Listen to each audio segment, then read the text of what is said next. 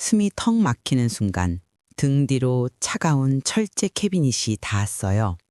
그의 단단한 몸이 제게 완전히 밀착되자 저도 모르게 밭은 숨을 내뱉었죠. 땀과 옅은 종이 냄새, 그리고 그의 살결에서 풍기는 남자 특유의 체향이 뒤섞여 제 코끝을 아찔하게 스쳤어요. 여기서 괜찮으시겠어요? 제 귓가에 속삭이는 그의 목소리는 낮고 거칠었지만 그 안에는 이상하게도 저를 안심시키는 다정함이 깃들어 있었어요. 제 낡고 해진 블라우스 위로 그의 뜨거운 손길이 느껴졌을 때 저는 대답 대신 고개를 살짝 끄덕이며 그의 어깨에 얼굴을 묻었습니다. 제 나이 50에 과태료를 부과하러 온 구청 공무원과 텅 빈 사무실에서 이런 순간을 맞이하게 될 줄 누가 상상이나 했을까요? 이 모든 것이 어떻게 시작되었는지 그 황당하고도 짜릿했던 이야기를 지금부터 들려드릴게요. 이야기를 시작하기 전에 제 이야기가 마음에 드신다면 구독과 좋아요 부탁드립니다. 여러분의 작은 응원이 저에겐 큰 힘이 됩니다. 저는 50살의 평범한 여자입니다. 남편과는 몇 년 전 사별했고 하나 있는 딸은 결혼해서 멀리 살고 있죠. 텅 빈 24평 아파트에 혼자 산다는 건 때로는 자유롭지만 대부분은 적막함과의 싸움이었어요. 아침에 눈을 떠서 밤에 잠들 때까지 저 자신과만 대화하는 날들이 이어졌죠. 그런 제게의 유일한 낙은 낡은 집을 조금씩 제 취향대로 바꿔나가는 것이었어요. 칙칙한 벽지를 화사한 색으로 바꾸고 삐걱거리던 문을 손보고 그러다 보니 눈에 거슬리는 것이 하나 생겼어요. 바로 딸아이가 어릴 때부터 쓰던 낡은 원목 5단 서랍장이었죠. 딸아이의 손때가 묻고 곳곳에 스티커 자국이 희미하게 남은 그 서랍장은 이제 색도 바래고 모서리도 닳아서 영 꼴싸 나왔어요. 더 이상 쓸모도 없었고요. 큰 마음 먹고 그 서랍장을 버리기로 결심했죠. 문제는 그 다음이었어요. 이런 큰 가구는 어떻게 버리는 건지 도무지 알 수가 없었죠. 경비 아저씨께 여쭤보기도 민망하고 인터넷을 찾아보자니 눈이 침침해서 글씨가 잘 보이지도 않았어요. 그러다 며칠 전 다른 집에서 내놓은 낡은 소파가 쓰레기 분리수거장 옆에 놓여있던 게 생각났어요. 아, 다들 저렇게 버리는구나. 너무나도 단순하고 어리석은 생각이었죠. 그날 밤 저는 낑낑대며 서랍장을 현관 밖으로 끌어냈어요. 50년 넘게 살면서 이렇다 할 근력운동 한 번 안 해본 제 몸뚱이로는 여간 힘든 일이 아니었죠. 삐걱삐걱. 낡은 서랍장이 복도를 울리는 소리에 누가 나올까 조마조마했어요. 엘리베이터에 겨우 싣고 1층에 내려서 분리수거장 옆에 구석진 곳에 살며시 내려놓았어요. 이마에 맺힌 땀을 닦으며 서랍장을 보니 왠지 모를 후련함과 함께 약간의 죄책감이 밀려왔어요. 하지만 다들 이렇게 하는데 뭐 하는 생각으로 애써 마음을 다독이며 집으로 돌아왔습니다. 문제는 정확히 이틀 뒤에 터졌어요. 모르는 번호로 전화가 한 통 걸려왔죠. 여보세요? 제 목소리에 긴장이 살짝 묻어났어요. 수화기 너머에서는 낮고 차분한 남자 목소리가 들려왔어요. 네, 안녕하십니까? 여기는 시청 자원순환과입니다. 혹시 김지연 씨 되십니까? 순간 심장이 쿵 하고 내려앉은 것 같았어요. 자원순환과라니? 머릿속에 이틀 전 발에 내다버린 그 서랍장이 번개처럼 스쳐 지나갔죠. 네, 제가 김지연인데요. 무슨 일로? 제 목소리가 저도 모르게 기어들어갔어요. 다름 아니라 이틀 전 아파트 단지 내 대형 폐기물 무단 투기 건으로 연락드렸습니다. CCTV 확인 결과 김지연 씨께서 버리신 것으로 확인되었습니다. 그의 목소리는 감정 없이 사실만을 전달하고 있었지만 제 귀에는 그 어떤 꾸지름보다 더 무섭게 들렸어요. 온몸에 피가 빠져나가는 느낌이었죠. 아, 그게 저는 다들 그렇게 버리는 줄 알고. 변명처럼 들리는 제 말에 그는 잠시 침묵했어요. 그 짧은 침묵이 저를 더욱 비참하게 만들었죠. 절차를 모르셨던 것 같습니다만 명백한 위반 사항입니다. 과태료 부과 대상이시고요. 관련해서 조서 작성을 위해 내일 오전까지 시청 자원순환과로 방문해 주시겠습니다. 전화가 끊어지고 나서도 저는 한동안 멍하니 서 있었어요. 창피함과 당혹스러움이 한꺼번에 밀려왔죠. 이 나이에 쓰레기 잘못 버렸다고 시청에 불려가게 된다니. 딸이나 사위가 알면 얼마나 창피할까. 밤새 뒤척이며 잠을 설쳤습니다. 다음 날 아침 저는 옷장 앞에서 한참을 서성였어요. 마치 중요한 면접이라도 보러 가는 사람처럼요. 너무 초라해 보이면 무시당할 것 같고 너무 차려입으면 반성하지 않는 것처럼 보일까 봐 걱정됐죠. 결국 저는 평소에 잘 입지 않던 단정한 남색 블라우스에 검은색 정장 바지를 꺼내 입었어요. 조금이라도 예의를 차리는 것처럼 보이고 싶었거든요. 시청 건물은 생각보다 크고 위압적이었어요. 자원순환과란 페트마를 찾아 복도를 걷는 내내 모든 사람들이 저를 쓰레기 무단 투기범으로 쳐다보는 것만 같아 고개를 푹 숙였죠. 사무실 문을 열고 들어서자 수십 개의 파티션과 컴퓨터 모니터, 그리고 서류 먼치들이 저를 압도했어요. 쭈삣거리며 입구에 서 있는데 한 남자가 자리에서 일어나 제게 다가왔어요. 김지연 씨 되십니까? 어제 전화기 너머로 들었던 바로 그 목소리였죠. 고개를 들어 그를 본 순간 저는 잠시 숨을 멈췄어요. 제 상상 속에 딱딱하고 늙은 공무원이 아니었거든요. 그는 아마 40 초반쯤 되어 보였어요. 짧게 자른 머리는 단정했고 옅은 회색의 공무원복 셔츠는 그의 다부진 어깨를 그대로 드러내고 있었죠. 피곤해 보이는 눈이었지만 그 눈빛은 날카롭게 빛나고 있었어요. 무엇보다 제 시선을 사로잡은 것은 셔츠 소매를 걷어올린 그의 팔뚝에 도드라진 힘줄과 서류를 넘기는 길고 단단한 손가락이었어요. 순간 저도 모르게 마른 침을 삼켰습니다. 그는 저를 자신의 자리로 안내했어요. 파티션으로 둘러싸인 작은 공간이었죠. 책상 위에는 서류가 산더미처럼 쌓여 있고 한쪽에는 다 식어버린 커피가 담긴 종이컵이 놓여 있었어요. 그는 맞은편 의자에 앉아 모니터를 보며 무언가를 타닥타닥 입력하기 시작했어요. 그 소리만이 정적을 채우고 있었죠. 저는 가시방석에 앉은 것처럼 안절부절하며 그의 손가락만 보고 있었어요. 성함이랑 주소, 생년월일 다시 한번 확인하겠습니다. 그가 모니터에서 눈을 떼지 않고 말했어요. 저는 거의 기어들어가는 목소리로 제 신상 정보를 읊조렸죠. 그는 제 진술을 들으며 조서를 작성했어요. 왜 스티커를 부착하지 않고 버리셨습니까? 몰라서 그랬습니다. 정말 죄송합니다. 다른 집들도 그렇게 버린다고 해서 그게 합법적인 방법이 되는 건 아닙니다, 어머님. 그가 저를 어머님이라고 부르는 순간 저는 와륵 서러워졌어요. 그래, 나는 이제 어딜 가나 아줌마 어머님 소리를 듣는 나이지. 남자에게 여자로 보인 지가 언제인지 기억도 나지 않았어요. 괜히 울컥해서 눈시울이 붉어졌죠. 제 표정의 변화를 읽은지 그가 잠시 타자를 치던 손을 멈추고 저를 지그시 바라봤어요. 그때 처음으로 그의 눈을 제대로 마주쳤어요. 날카롭기만 할 줄 알았던 그의 눈에는 의외의 부드러움 담겨 있었어요. 그는 잠시 저를 쳐다보더니 한숨을 짧게 쉬며 말했어요. 많이 놀라셨나 봅니다.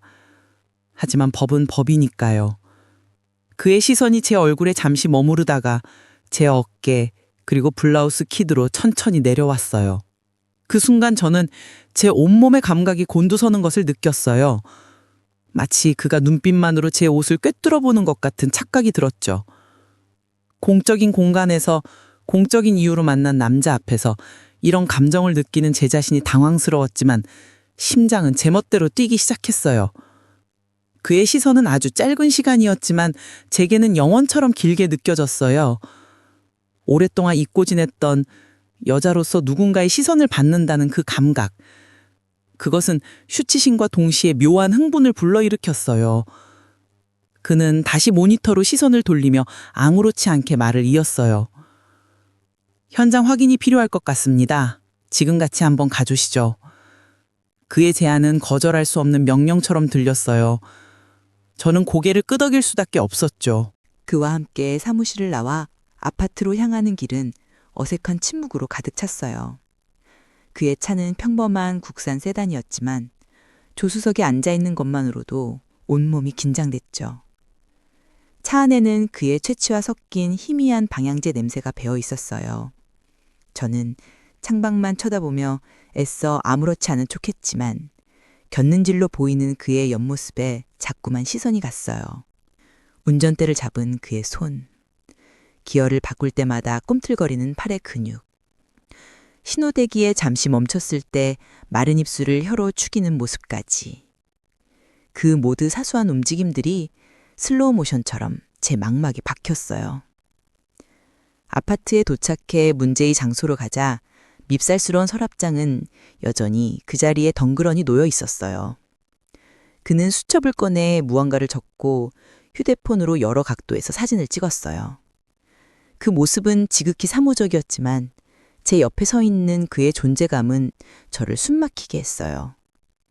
그의 어깨가 제 어깨에 스칠 듯 갈 듯 가까워질 때마다 저도 모르게 몸을 움츠렸죠. 그의 숨결이 제 목덜미에 닿는 것 같은 착각마저 들었어요. 이걸 직접 옮기신 겁니까? 그가 서랍장을 툭툭 치며 물었어요. 네, 혼자서요. 제 대답에 그가 저를 다시 한번 쳐다봤어요. 그의 눈빛에는 놀라움과 함께 알 수 없는 감정이 스쳐 지나갔어요. 힘이 좋으시네요. 그의 말은 칭찬인지 비꼬는 건지 알 수 없었지만 저는 얼굴이 화끈 달아올랐어요. 마치 제 속을 다 들킨 것만 같았거든요.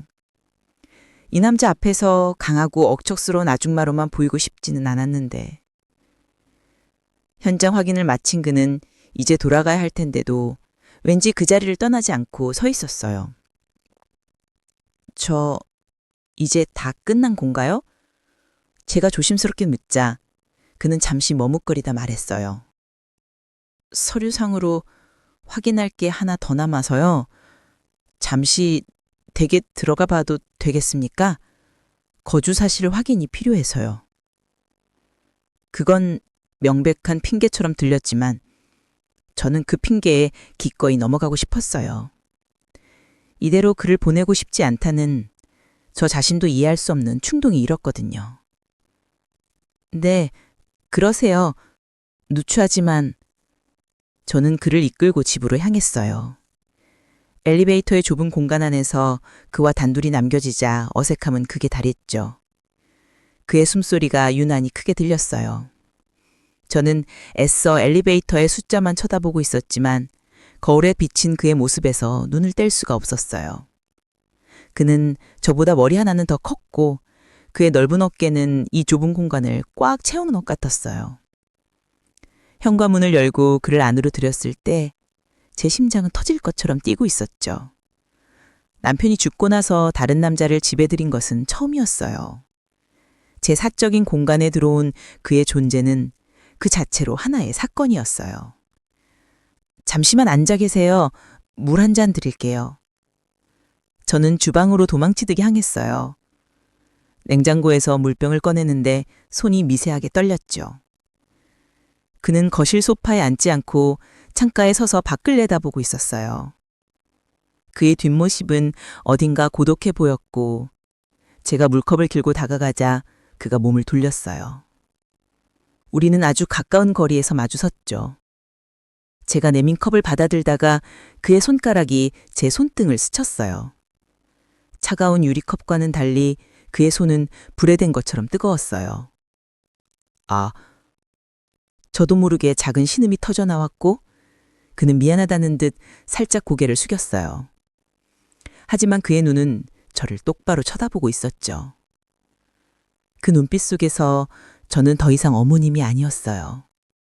그냥 여자 김지연이었죠. 그는 물을 단숨에 들이켰어요. 그의 목을대가 크게 한번 움직이는 것이 유난히 제 눈에 선명하게 들어왔어요. 뱅컵을 식탁 위에 내려놓으며 그가 말했어요. 혼자 사십니까? 질문은 평범했지만 그 안에 담긴 의미는 결코 평범하지 않다는 것을 직감할 수 있었어요. 네, 남편은 몇 년 전에 하늘나라로 갔고 딸은 시집 갔어요. 제 대답에 그는 가볍게 고개를 끄덕였어요. 잠시 침묵이 흘렀죠. 집안의 모든 소리가 사라지고 오직 우리 두 사람의 숨소리만이 공간을 채우고 있었어요. 그가 제게 한 걸음 다가왔어요. 아주 느리고 신중한 걸음이었죠. 저는 뒷걸음질 칠 생각도 못하고 그 자리에 못 박힌 듯 서 있었어요. 그의 눈은 집요하게 저를 쫓고 있었죠.